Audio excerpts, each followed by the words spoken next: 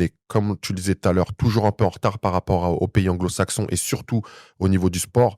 Donc, je commence à coacher quand je rentre sur Paris. On est en 2007. Il n'y a pas de réseaux sociaux, il n'y a pas encore ce phénomène des coachs, justement. Donc, il y a tout à faire. C'est bien et c'est pas bien. C'est bien parce que je vais être un des seuls et mon nom va rapidement tourner. Mais ça a été dur parce qu'il fallait aussi créer cette demande qui n'existait pas spécialement. Et c'est ce que j'ai fait en allant toquer aux portes des salles, proposer ce genre de service jusqu'à ce que je me fasse ma petite clientèle et je commence à intégrer la salle de l'usine, qui est une salle plutôt huppée parisienne dans le quartier de l'Opéra, où il y a la mode, la finance, le business, la télé, le cinéma qui s'y croisent. Et là, mon carnet d'adresses, il commence à s'étoffer. Là-bas, je fais aussi la rencontre de Steve Gutman, un multimillionnaire américain qui est dans le monde de l'art, qui, lui, va me prendre un peu sous son aile et m'expliquer que ce que je fais, tu peux aller le faire aux États-Unis parce que des comme toi, il n'y en a pas là-bas. Et moi, c'est ce qui me met un peu qui me motive à m'exporter. Parce qu'en France, j'avais atteint un plafond de verre et on me faisait comprendre que déjà, si tu es coach et que tu prends 4-5 000 euros, tu es dans la plus belle salle parisienne, sois content. Et c'est en rencontrant justement ce monsieur-là que, après un an de travail avec lui, il me présente Kanye West. Et je commence donc à travailler avec Kanye West. Et après, à partir de là, ça part en vrille. C'est ça. Non, ça part en vrille dans le bon sens, j'entends. Ça devient fou, quoi. Parce qu'avant ça, moi, j'étais déjà content de ce qui se passait pour moi. Mais là, je rencontre Kanye West ensuite en 2013. On commence à travailler sur son album à Paris.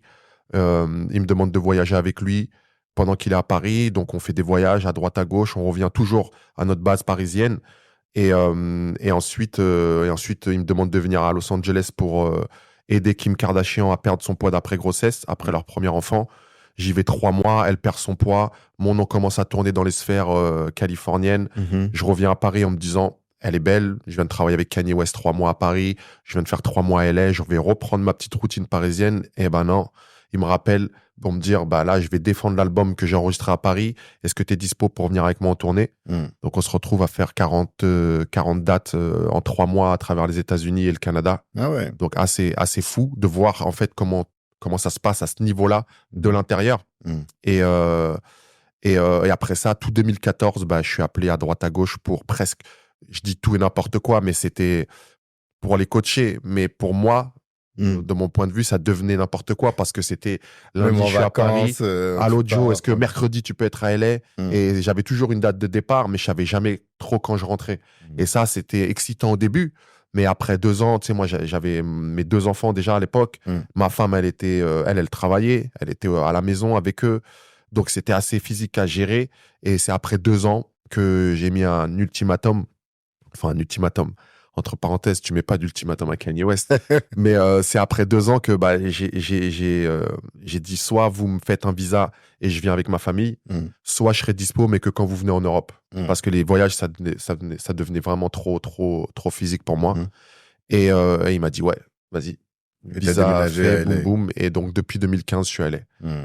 Okay. Et il a fallu donc, tu vois, que j'aille à LA pour qu'on me rappelle pour des projets en France. Ça, c'est un truc que je vois souvent. Très français. Quand t'es là, on te calcule pas.